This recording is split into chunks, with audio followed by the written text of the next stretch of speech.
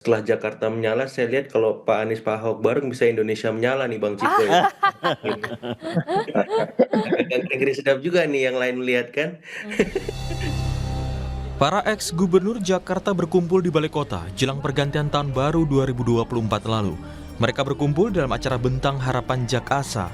Namun ada pemandangan yang cukup menjadi sorotan dan jarang terlihat, yakni mantan Gubernur Anies Baswedan dan Basuki Cahayapurnama atau Ahok yang tampil bersama dan keduanya tampak berbincang akrab. Baik Ahok maupun Anies mengaku tengah menyiapkan kejutan di tahun 2025 ini. Ahok ditanyain bisikinnya apa? Saya bilang bisikannya bulan depan bisik. Tunggu. Tunggu tanggal mainnya. Tunggu. Ya, nanti dong. Kalau udah kan udah dibilang tunggu, lo tunggu harus tunggu dong kita. Ada kejutan di tahun depan Pak Anies. Ya, Pasti ada kejutan. 6 jam lagi, 7 jam lagi. Kebersamaan antara Ahok dan Anies menjadi sesuatu yang menarik. Terlebih keduanya sempat bertarung sengit dalam Pilkada Jakarta.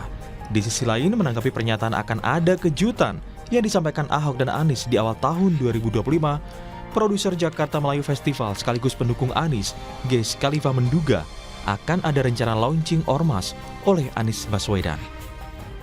Setahu saya, mungkin bukan bulan depan, bulan ini sudah, karena ini udah Januari. Tapi kan ucapkannya Desember, sekarang sudah Januari bulan depan ya. Lah Pak Anies itu rencananya kan mau launching ormas. Oke. Di bulan-bulan ini. Mungkin ya, ini mungkin dugaan saya. Mungkin kalimatnya Pak Ahok, Nis gue masuk ormas lo dong supaya gue bisa ikut bantu-bantu. Mungkin kira-kira kayak gitu interpretasi saya. Sementara dalam acara ini tidak tampak hadir Presiden ke-7 sekaligus mantan Gubernur Jakarta, Joko Widodo. Dan kini publik tinggal menunggu kejutan apa yang akan disampaikan kedua mantan Gubernur Jakarta, Anies dan Ahok. Tim Liputan, Kompas TV. Pertemuan antara ex-gubernur Jakarta Anies Baswedan dan Ahok jadi pemandangan langka, apalagi keduanya kita tahu sempat bersaing ketat di Pilkada Jakarta. Dan yang cukup menarik, pernyataan baik Anies dan juga Ahok yang sama-sama mengaku akan ada kejutan di tahun 2025 ini. Apa sebenarnya kejutannya? Apakah ini berkaitan dengan percaturan politik? Pagi ini kita akan bahas dengan sejumlah narasumber, diantaranya sudah hadir di studio, ada juru bicara dari Anies Baswedan, sudah ada Pak Sahrin Hamid. Selamat pagi Pak Sahrin. Pagi. Kabar baik ya Pak Sahrin? Alhamdulillah. Iya, baik. baru di 2 hari tahun 2025 ya? Ya, baru 2 hari. Oke, kemudian ada melalui sambungan daring, juru bicara PDI Perjuangan, ada Mas Ciko Hakim. Selamat pagi Mas Ciko. Pagi Disti, pagi Bung Sahrin. Iya, pagi, bagaimana Bung sudah selesai ya Ciko. liburannya ya? Kayaknya masih nih. Kemudian juga nanti akan bergabung, kemudian ada pengamat politik dari Tres Politika, ada Mas Agung Baskoro, tapi nanti akan bergabung kemudian. Saya ke Pak Sahrin dulu. Pak Sahrin, jadi sebenarnya Mas Anies ini apa sih kejutannya? Di-spill dulu lah. Ya, kalau misalnya kejutan, terus disampaikan Udah sekarang. nggak kejutan lagi. Paling nggak clue-cluenya, apakah benar memang seperti yang dikatakan oleh Pak Ges Khalifa ini mengatakan memang akan ada pembentukan ormas dan segala macamnya, atau bagaimana, atau kan mungkin Mas Anies atau Pak Ahok akan membentuk semacam kayak liga begitu yang kemudian isinya mantan-mantan gubernur Jakarta, kan kita nggak tahu. Ya. Jadi yang pertama bahwa kita lihat kemarin berkumpul seluruh para mantan-mantan gubernur Jakarta. Yang kedua adalah kita lihat juga kemarin bahwa bagaimana mengelola perbedaan secara terbuka. Yang ketiga, kalau misalnya ditanya tentang apa di 2025 ini, yang jelas bahwa Mas Anies dan juga Ahok kemarin telah sama-sama berjuang bersama dengan sebagian besar warga Jakarta yang telah memenangkan Pram dan Dul. Nah, tentunya momentum ini kan tidak hanya berakhir kebersamaannya di situ, tapi tentunya kan masih ada jalan panjang menuju bagaimana membangun Jakarta menyala. Nah, dalam rentang waktu yang sangat dekat misalnya, kita melihat bahwa bulan depan ya sudah diproyeksikan untuk pelantikan Mas Pram dan Bang Dul. Tentunya ada sebuah proses yang disiapkan untuk di situ. Nah bisa jadi, ya kita kan nggak tahu, bisa jadi bahwa dalam rentang menyiapkan proses itu ya Mas Anies dan juga Ahok dan yang lainnya ya selalu diminta saran, pandangan, pendapat. Jadi semacam penasihat lah ya? Ya itu kan dari Mas Pram dan Bang Dul tentunya yang nanti akan dilantik. Tapi bahwa dari sisi apa namanya, ya ini kan kita tidak tahu kejutannya ini seperti apa. Tapi bahwa itu bisa menjadi bagian dari sesuatu momentum yang akan bersama Mas Anies dan juga Ahok. Yang kedua, ya kita juga lihat bahwa memang Mas Anies punya perencanaan yang sudah dirumuskan sejak lama dan sudah sangat matang untuk meluncurkan organisasi kemasyarakatan yang berorientasi sosial ataupun kegiatan-kegiatan sosial yang nyata. Nah ini juga dalam waktu dekat. Nah dan tentunya kebersamaan Mas Anies dan juga PDI Perjuangan. Nah ini juga sesuatu hal yang menarik. Selama ini mungkin ya, selama ini begitu panjang waktu orang melihat bahwa sangat sulit bekerja sama misalnya dalam dua poros ini. Tapi ternyata bahwa itu bisa terjadi. Dan ya sangat baik buat publik, buat masyarakat, dan menunjukkan bahwa memang Mas Anies ya memiliki pergaulan yang luas. Nah jadi ketika kita menanyakan apa kejutannya, menurut saya yang paling bisa dilihat adalah bagaimana Mas Anies, Ahok dan tokoh-tokoh lainnya mengelola perbedaan ya secara terbuka. Nah ini pelajaran penting buat publik. Oke, saya ke Mas Ciko. Mas Ciko, jadi tandanya apa nih kalau Mas Anies kemudian ada Pak Ahok begitu ya, yang kita tahu sebelumnya rival politik, kemudian di Pilkada Jakarta kemarin ini ngeblend jadi satu dengan sama-sama mendukung Mas Pram. Apakah mungkin kemudian Pak Ahok ada pembicaraan soal ya udahlah Mas Anies gabung aja lah, atau gimana nih sebenarnya tanda-tandanya?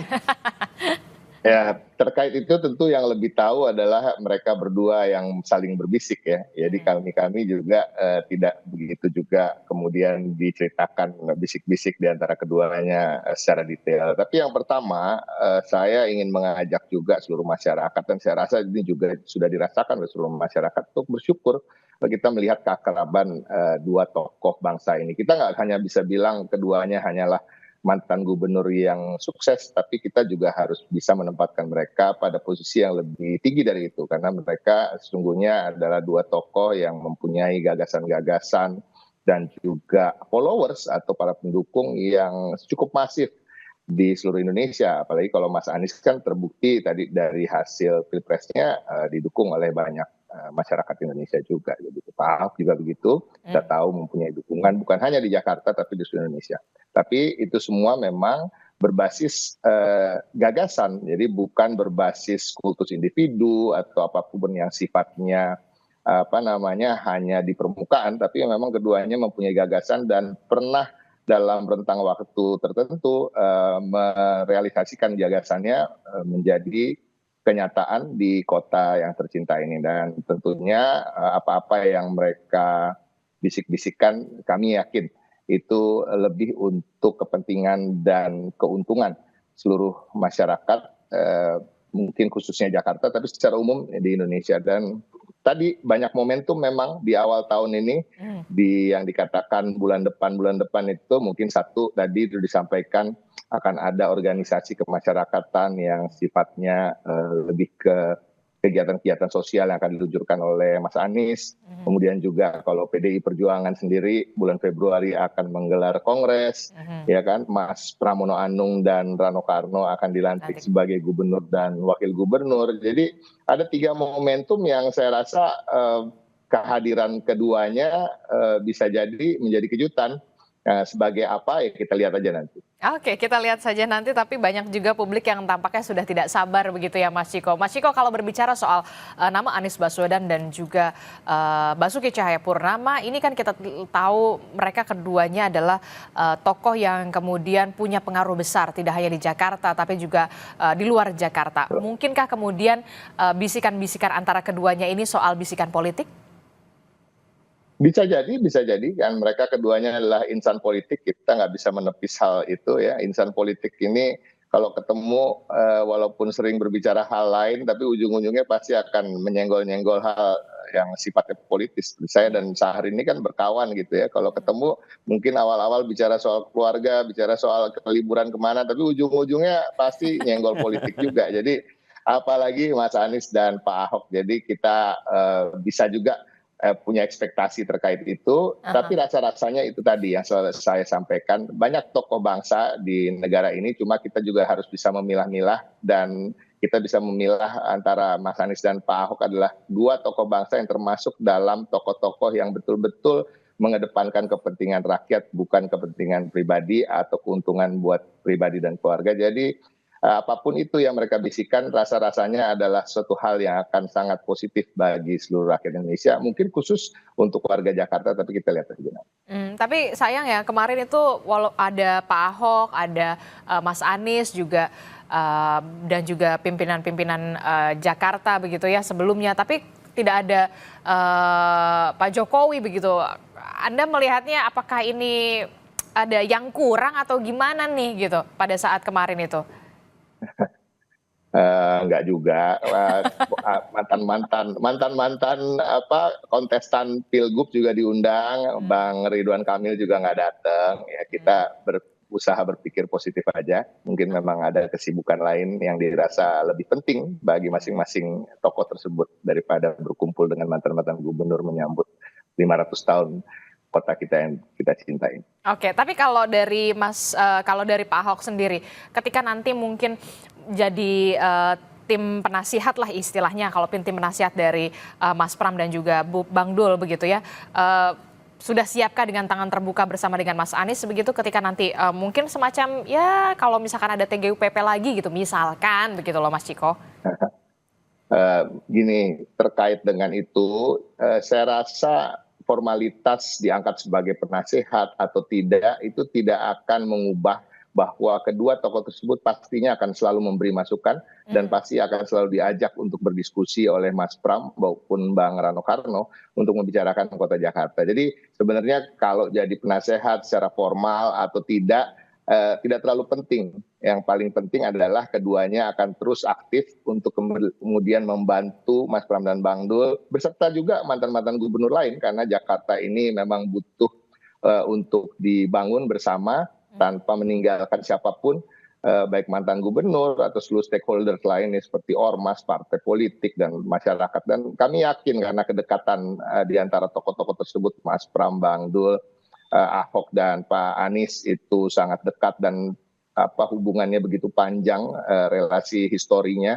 Jadi tidak akan ada sekat gitu. Jadi nggak terlalu penting rasanya ya Bung Syahrin ya, apakah jadi penasehat formal atau tidak. Yang pasti kami yakin mereka akan saling berbicara, saling berdiskusi dan bagaimana untuk menyelesaikan permasalahan warga Jakarta bersama. Iya, intinya apa yang dilakukan atau apa yang sudah terlihat antara keakraban antara Mas Anies dan juga Pak Ahok ini menjadi angin segar lah ya bagi Jakarta dan juga warga Jakarta tentu saja supaya kita juga bisa paling tidak ini ada relaksasi politik lah menghadapi sebelumnya momentum Pilpres, Pilkada, Pileg dan dengan bercengkerannya kedua tokoh ini kan paling tidak ada relaksasi lah ya, liburan politik deh secara psikologis. Liburan politik ya, karena kita ya mau tidak mau atau suka atau tidak suka kita benar-benar fatigue lah pada saat Pilpres dan juga Pilkada memang waktunya berdekatan dengan adanya momen-momen keakraban semacam ini ya bisa semacam tadi Anda katakan bisa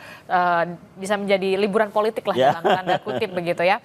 Saya juga melalui sambungan daring ada Direktur Eksekutif Trias Politika Strategis ada Mas Agung Baskoro. Selamat pagi Mas Agung, terima kasih sudah bersedia bergabung di Sapa Indonesia Pagi Mas Agung.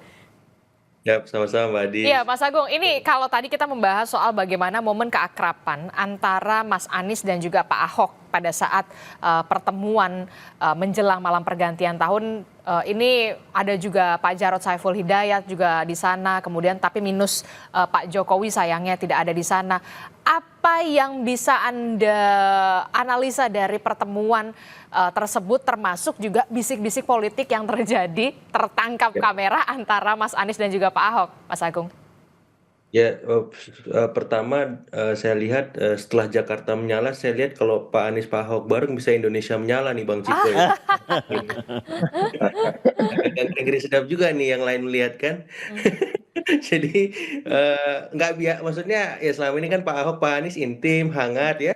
Dengan kemudian diimplementasikan secara langsung, memang keduanya punya chemistry untuk bersama walaupun memang kita tahu sebelumnya punya story dan history yang berlawanan ya seperti itu. Tapi ya dalam politik lagi dan lagi tidak ada yang abadi, dan kalau misalkan mereka kini punya semacam common sense dan common enemy atas nama kekuasaan di seberang sana, saya kira itu menjadi logis dan masuk akal. Tidak ada lagi yang istilahnya berkebalikan, berlawanan, apalagi sudah diuji ketika Pilkada Jakarta kemarin. Dan dalam beberapa hal ya, isu-isu strategis, Pak Anies, Pak Ahok cukup aktif merespon ya, soal PPN 12%, Pilkada tidak langsung.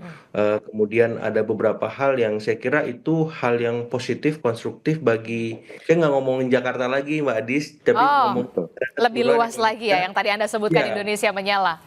karena kebijakannya banyak yang direspon secara kritis oleh mereka berdua Dua. ya. Dan saya kira itu masukan bagus buat publik agar demokrasi kita semakin berkualitas, check and balances tetap jalan, dan dalam tanda petik ini bukan hanya tugas PDIP saja, tapi ada person by person yang aktif ya, terlibat sebagai citizen ya, bukan hanya sebatas netizen, yang menyuarakan bagaimana harusnya negara berlangsung, negara berjalan, pemerintahan yang baik, bersih dan berkualitas bisa berlangsung, dan saya kira itu kabar baik buat masyarakat kita secara keseluruhan, Mbak Adis.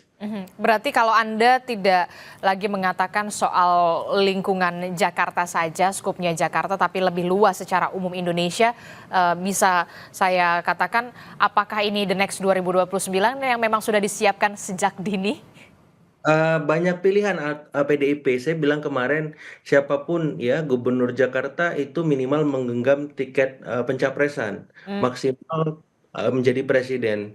Contoh tiket pencapresannya itu ya Mas Anies, contoh presidennya ya Pak Jokowi. Jadi PDIP punya alternatif, ada Mas Pram, ada Pak Ahok, ada Pak Anies, ada bapak-bapak yang lain yang kita memang diberikan tanggung jawab, yang diberikan amanah, bisa menyelesaikan itu. Mereka punya peluang ya untuk mengorkestrasi secara lebih strategis ke tingkat yang lebih luas dalam konteks misalkan Indonesia ataupun dalam hal-hal yang lain. Karena apa? Karena kita memang ada kebutuhan di mana ketika sistem politik ini mayoritas dikuasai oleh kekuatan besar, maka dibutuhkan kekuatan minoritas untuk menyeimbangkan itu. Dan ketika PDIP mampu, orang-orang per orang mampu juga memainkan peran-peran antitesa ya, itu bisa jadi dengan sendirinya ya punya posisi tawar, punya arahan yang lebih konkret untuk ya mencerdaskan masyarakat, memberi wacana-wacana alternatif, termasuk kebijakan-kebijakan solutif untuk membantu pemerintah secara konstruktif seperti itu.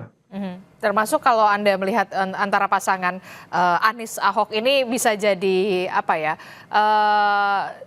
Untuk di 2029 dalam tanda kutip kontestasi berikutnya, apakah ini memang sudah dipupuk sudah sejak ini nih, sekarang ini?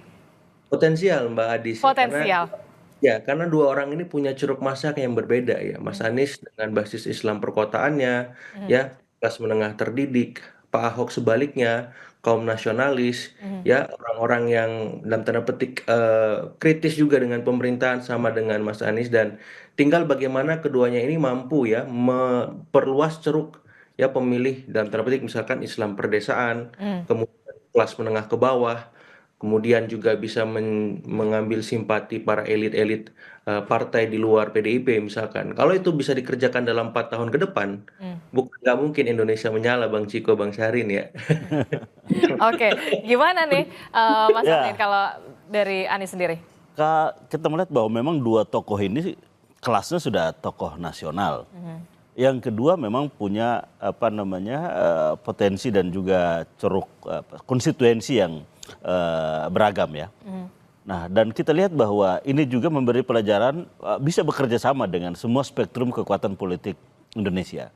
Nah cuman ini kan masih 2029. Tapi kan Ya. kalau dipupuk sejak dini, Oh ya itu. Artinya sekarang kayak kita melihat bahwa pemerintahan sekarang ya patut didukung untuk menyelesaikan seluruh agenda-agenda. Seluruh janji-janji politik Presiden Prabowo ya udah kita dukung untuk bagaimana itu menyelesaikan. Tapi juga bahwa kita patut mengkritisi semua hal yang kita melihat bahwa ya agak keluar dari apa yang menjadi agenda ataupun cita-citanya. Nah terkait dengan Mas Anies sendiri ya tentunya memiliki agenda terkait bagaimana agar ikut berpartisipasi aktif untuk bersama dalam konteks mencapai tujuan negara misalnya. Nah dalam dimensi itu maka ya Anies saat ini tentunya tidak hanya bagaimana gagasan-gagasan, pikiran-pikiran itu lahir dalam konteks entitas personal, tapi bagaimana ini juga terbangun terinstitusionalisasi gitu loh. Sehingga terjadi sebuah organisasi juga yang kuat untuk bagaimana menjadi alat perjuangan pikiran-pikiran maupun cita-cita politik Pak Anies. Nah sehingga dalam konteks ini maka tentunya butuh kerjasama dengan semua pihak.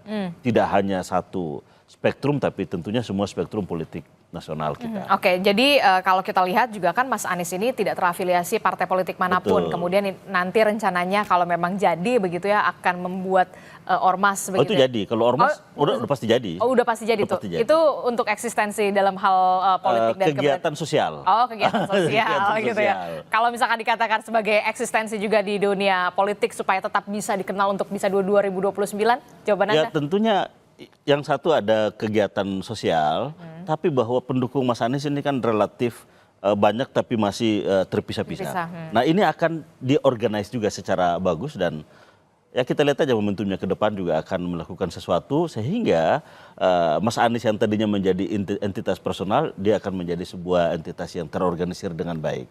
Karena Mas Anies punya potensi, ada 24% pemilihnya dan tentunya ini adalah menjadi bagian penting untuk bagaimana menjadi instrumen perjuangan Mas Anies ke depan.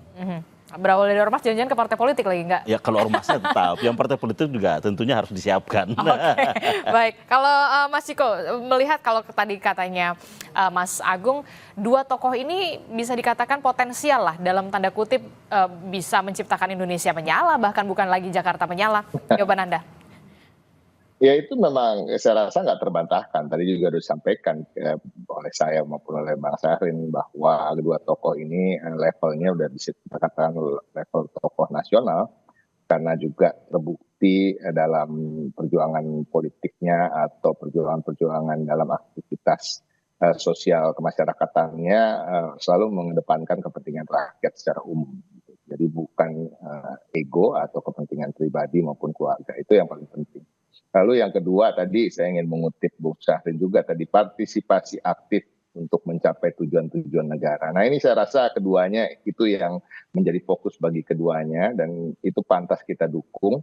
Dalam artian gini, kalau kita berbuat baik, berbuat maksimal untuk kepentingan banyak orang, ya kita lihat nanti di 2029 apakah namanya kemudian saking harumnya kemudian banyak yang ingin mencalonkan menjadi tokoh di naik kelas lah ya, tadi pencapresan misalnya, ya kita lihat nanti. Tapi yang pasti saya yakin bahwa keduanya ingin berbuat dulu gitu. Masalah nanti mau diusung jadi capres atau cawapres itu masalah belakangan. Dan kita harus betul-betul membantu munculnya tokoh-tokoh bangsa yang memang mengedepankan kepentingan rakyat seperti Mas Anies dan Pak Ahok yang kemudian nanti ketika datang waktunya 2029 akan enak gitu kita bisa melihat ada etalase pemimpin-pemimpin yang memang mumpuni dan tidak terbatas 1-2 orang yang akan kita pilih karena demokrasi itu kan hakikatnya adalah alternatif-alternatif pilihan yang banyak dan harapan kita memang keduanya juga akan berbuat yang terbaik. Jadi nanti kita lihat nantilah di 2029 apakah dari perbuatan baik itu namanya kemudian harum dan kemudian masyarakat maupun partai politik atau ormas atau stakeholder negara ini semuanya akan kemudian memberikan tiket capres atau cawapres ya kita lihat aja.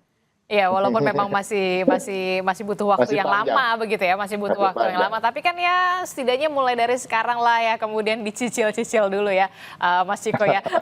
Saya ke Mas Agung. Mas Agung, apakah ini jadi upaya kemudian keduanya untuk bisa tetap eksis di dunia politik? Jangan dijawab dulu Mas Agung, tetaplah bersama kami, temukan jawabannya usai jeda, kami kembali.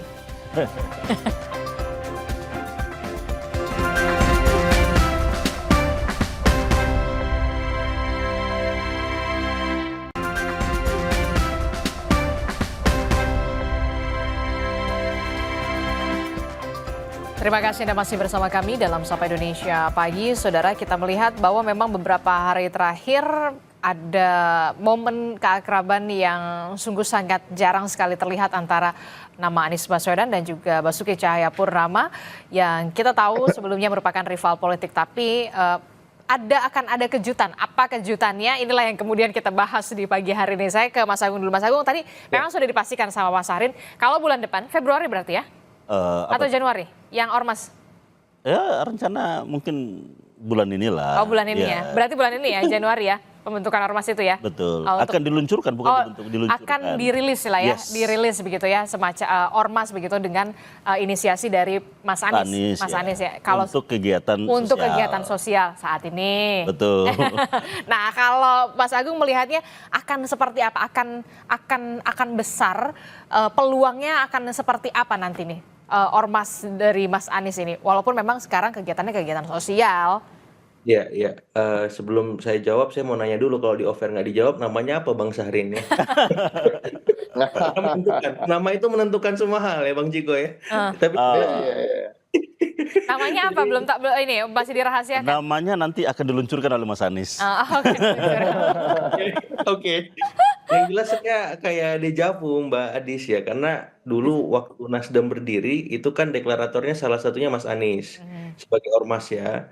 Nah kalau ini sebagai ormas lagi, bisa jadi next step-nya adalah partai. Tapi kan ini semacam testing the water, bagaimana respon publik ataupun pemilihnya Mas Anies di Pilpres kemarin melihat deklarasi ke depan ya di bulan ini, bahkan kata Bang Syahrin. Jadi ketika ormasnya bagus, malah besar setara dengan ormas-ormas yang besar lainnya, maka kenapa nggak sekalian menjadi partai? Kenapa? Karena kalau kita bicara threshold, katakanlah minimal 4%, pakai basis yang sebelumnya, maka ini sudah lolos kalau basis Pilpres kemarin 24% ya. Karena biar bagaimanapun partai kita tuh sedikit banyak digerakkan oleh figur ya, ketimbang partai ID-nya. Jadi figur ID itu masih dominan, dan kalau partai ini punya figur semacam Pak Anies atau bapak-bapak yang lain yang punya pemikiran, ide yang memang bisa menjadi alternatif bagi publik melihat kekuasaan hari ini, itu saya kira bagus banget gitu. Dan kita harus mendorong ya, tadi Bang Ciko bilang biar menjadi pilihan prasmanan demokrasi, partainya, figurnya, maupun hal-hal ormasnya dan seterusnya. Karena semakin banyak alternatif, demokrasi kita semakin sehat, dan inilah esensi yang sebenarnya dari demokrasi itu sendiri, seperti itu. Oke, kita harus disuguhkan tokoh-tokoh yang kemudian punya ide dan juga gagasan begitu ya, supaya demokrasi ini tetap hidup begitu, termasuk juga posisi penyeimbang begitu ya Mas Agung ya? Betul, betul. Karena kalau semuanya berkata iya atau sekedar tolak, publik nggak punya pilihan-pilihan yang lebih mencerahkan gitu. Padahal mereka di tengah banyak himpitan ekonomi, sosial, dan yang lain butuh ya pikiran-pikiran segar melihat segala sesuatu dengan jernih. Dan orang-orang seperti Mas Anies, Pak Ahok ya maupun figur lain itu punya sumbangsi mencerahkan pikiran-pikiran mereka. Dengan mereka punya pengalaman panjang ya seputar kepemimpinan. Ya, dalam sederhananya kalau Pak Anies biasanya suka ngerem-ngerem, Pak Ahok ini kan suka ngegas-ngegas ya. Jadi kalau misalkan publik melihat dengan kacamata yang jernih, wah ini kalau kebijakan ini harus direm, ini harus digas, tokoh ini gabung, bagus nih perpaduannya ya. Satu agak kalem, satu meledak-ledak. Nah, karena memang itu dibutuhkan. Satu solidarity maker, satu yang sangat administratif, detail, teknis ya, taktis. Ini kan luar biasa ya gaya kepemimpinannya melihat segala sesuatu. Jadi saya mengapresiasi Pak Anies, Pak Ahok, ataupun yang lain lah muncul untuk mewarnai ya pikiran-pikiran demokrasi kita, pikiran-pikiran masyarakat kita, supaya apa? Supaya pemerintah juga aware bahwa mereka nggak sendirian mengelola negeri ini, seperti itu. Menarik tadi seperti yang tadi Mas Agung katakan, itu kayaknya tampaknya dejavu ya. Nasdem dulu awalnya juga salah satu penginisiasinya adalah Mas Anies. Ya betul. Terbuka peluang nanti akan mengarah ke partai politik nggak? Karena memang potensial sekali kalau memang betul ini akan terlaksana. Ya, sebagai ormas, sebuah wadah. Kan selama ini kan yang menjadi kebutuhan para pendukung Anies adalah wadah bersama. Wadah bersama yang bisa merangkul semuanya. Dan ya itu sudah disiapkan.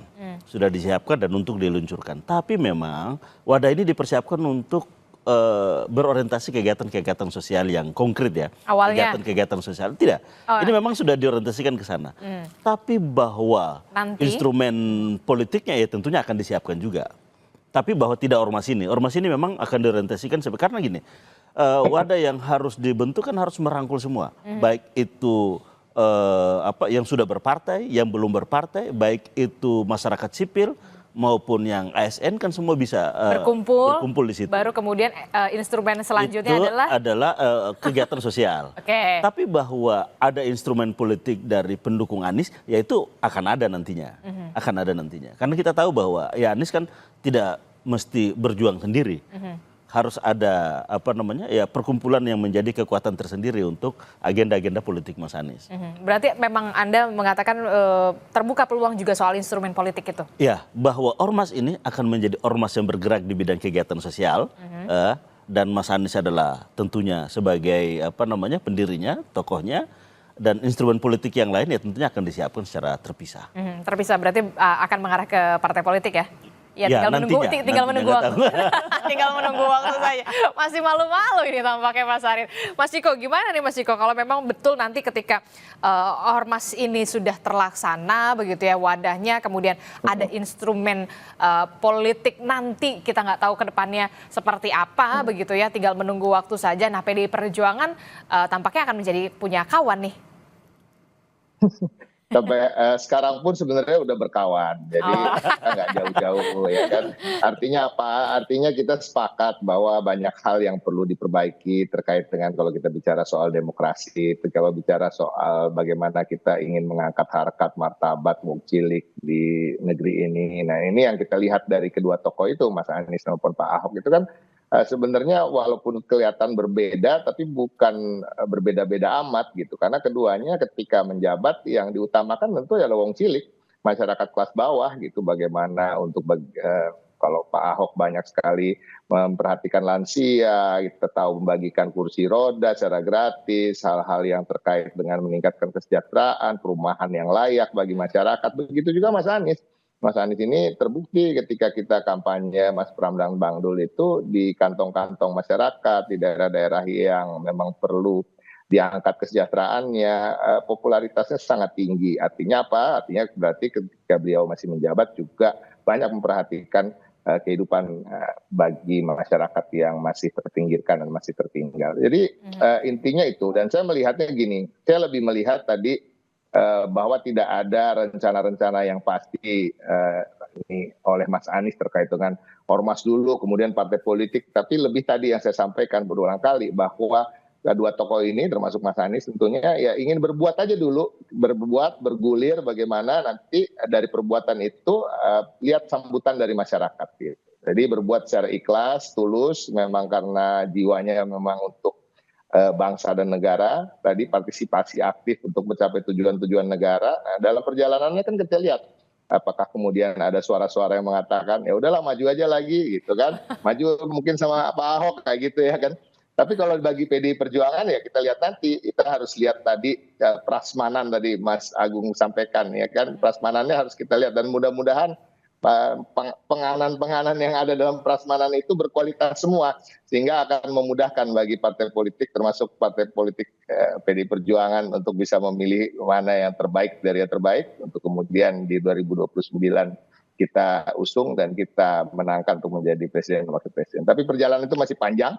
Nah, sambil menunggu 2029 tentunya PDI Perjuangan senang untuk bisa bekerja sama dengan tokoh manapun yang mempunyai visi dan misi yang sejalan dengan visi dan misi kami. Oke, kalau Mas Agung sendiri melihatnya gimana? Kalau memang tadi terbuka juga peluang begitu ya, kemungkinan ada instrumen-instrumen politik di belakangnya Mas Anies begitu ya, ketika memang semua unsur elemen masyarakat ini bergabung dalam ormas yang diinisiasi oleh nama Anies Baswedan, tidak menutup kemungkinan juga ada instrumen politik nanti akan kemudian dibentuk begitu ya. Nah, ini perlu jadi peringatan juga nggak, alert juga nggak buat partai politik nih. Ternyata wah tidak terbendung lagi nih masanya Anies nih gitu kan, anak abah gitu kan ibaratnya, Mas Agung. Iya, iya, anak Abah sama Ahokers ini gerakannya eksponensial secara politik, Mbak Adis ya. Jadi apa ya, Mas Aniesnya kalem, Pak Ahok yang gas, mereka lebih lebih lagi gitu ya. Jadi kalau saya lihat di sosial media itu komentar anak Abah dan Ahokers itu kan lumayan apa ya, hegemonik ya. Apalagi mereka secara pendidikan lumayan terdidik ya. Jadi ketika bergerak pun saya kira juga bisa terstruktur, sistematis dan masif ala negara karena orang terdidik gitu. Nah, jadi ya kalau misalkan Mas Anies Pak Ahok punya ya kanalisasi kemudian apa ya semacam wadah-wadah yang pas untuk orang-orang ataupun kelompok-kelompok anak Aba dan Ahokers ini saya kira itu bagus banget gitu karena mereka akhirnya punya punya apa ya semacam sarana yang pas untuk menyuarakan ataupun mengakomodasi ya mengagregasi kepentingan mereka, aspirasi mereka supaya lebih konstruktif lagi. Kan setelah mereka berkumpul akhirnya mereka melihat sistem politik kita, oh kalau mau menuntut yang merubah peraturan ke Mahkamah Konstitusi atau ke Mahkamah Agung atau kemana sarana-sarananya ke DPR. Nah ini kan akhirnya publik melihat secara keseluruhan. Kalau mereka mampu mengoptimalkan sarana-sarana tadi untuk mengagregasi, menyuarakan aspirasi publik secara masif, itu bagus. Karena kelemahan kita kan di sana. Misalkan ada masalah pembalakan liar di mana ya ormas ini turun tangan, Ahokers melihat, anak Abah melihat ada soal tambang yang ilegal bermasalah, atau ada soal misalkan ya isu pilkada tak langsung atau semuanya digarap ya sama Ahokers anak Abah ini, publik kan akan melihat, wow, ini benar-benar beda ini barang kan, bisa menyala betul Indonesia kalau semua elemen Ahokers dan anak Abah turun aktif, terlibat mengadvokasi, dan bukan hanya teman-teman yang selama ini melakukan itu kayak Walhi, ICW dan seterusnya, tapi ormas ini benar-benar mendampingi masyarakat, menguatkan apa ya, Bang, entitas-entitas elemen demokrasi kita yang selama ini memang kurang maksimal ya. Dan ketika mereka mampu mengisi ruang-ruang itu, saya kira itu luar biasa pasti. Mhm. Kalau dari partai politik ketar-ketir nggak sih kalau menurut Mas Agung nih?